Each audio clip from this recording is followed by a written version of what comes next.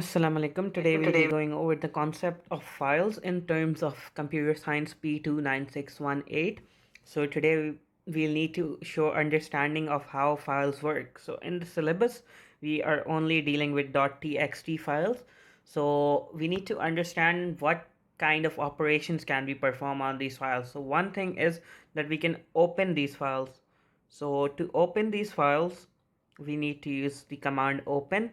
Then we're gonna write the file name, and then we're gonna write for, and then we're gonna write the file mode we're opening it for.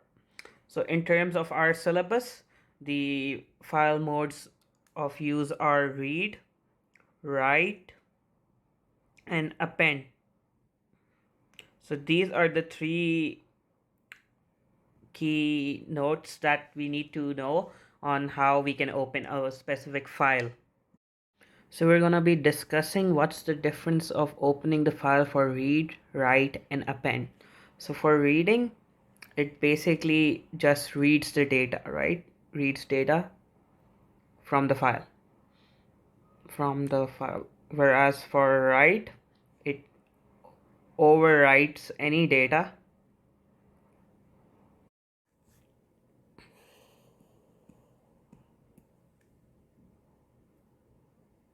For append, it adds data to the end of the file.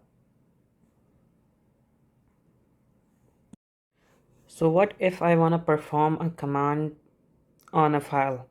So I have this file myfile.txt, and how do I perform a read command on this? So first of all, I'm gonna open this file. So I'm gonna use the keyword open. I'm gonna write the name myfile.txt, and I'm gonna open this for. So I wrote open already, and for read. So I'm gonna open this file for read. And now when I want to read each line from a file, so I'm gonna use the command read file. I'm gonna write the file name once again. It's gonna be myfile.txt, and I'm gonna write the variable of whatever one line I'm reading.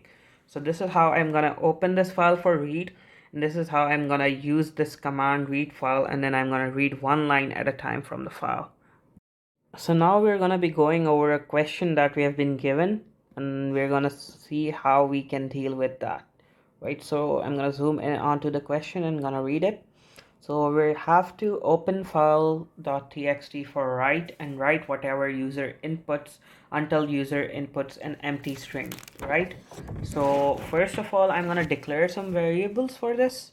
So I'm gonna declare declare one line. So that's gonna be declare one line comma string, and I'm gonna declare my file, that is also a string. So we're gonna declare these two, and then we're gonna proceed with the code. So I'm gonna first assign the value of myfile.txt to my file, the variable we just created. So it's gonna be my file, and we're gonna assign myfile.txt, the one we used above, right? myfile.txt to this variable. And then we're going to proceed with the code on how to do it. So we have to open the file. So open myfile.txt for write. So when we're going to open this file for write, we'll need to use a repeat until loop in order to check the condition whether the user is inputting an empty string or not. So I'm going to use a repeat statement. So here's repeat. I'm gonna give an output in order to check what the user enters. So I'm gonna give him a prompt.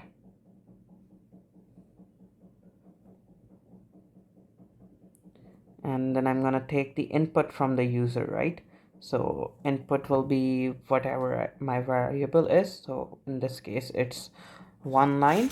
So now we're gonna check if, so it's gonna be inside of the repeat loop. So we're gonna check if one line is not an empty string. So not equals to empty string. So if it is not an empty string, then we're gonna write inside the file. So we're gonna use the command write file, and we're gonna write the name. So our name is my file. So I'm gonna write my file here, and then I'm gonna write the text of line we took as input. So that's gonna be one line, right? And we're gonna say else. So oh, never mind, else is gonna go under then. So we're gonna say else. So the else condition is we won't write anything.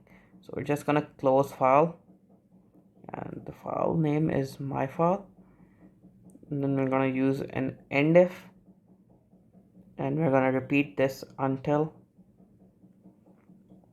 end of file of my file. And after our repeat statement is done and our until condition is done, we'll have to close the file in case the user does not enter an empty string and that string has been written to the file. So I'm gonna close file, my file. So this is how we're gonna attempt a question in which we have to write something related to our file. So this here is our pseudocode. A similar structure as a similar programming structure can be further used in order to append the file. So in that case, we're gonna have to open the file for append. So if you can see where my marker is, so we're gonna write append here, and that's basically it. That is basically it. So in order to append to a file, in order to add stuff to the file, at the end of the file, we're gonna have to open the file for append, and then we're gonna have to use the same write command in order to write it. So in that way, you will not be overwriting the original contents of the file, but further adding contents to the file. Another thing of importance here is the use of our end of file function. So here we used EOF. So and we have our file name inside of it. So this is a function that is used to check a condition. So whenever you're using a loop, so you can use this function in order when you're dealing with files to check a condition is true or not until the end of file. So it's gonna loop around till the end of the file.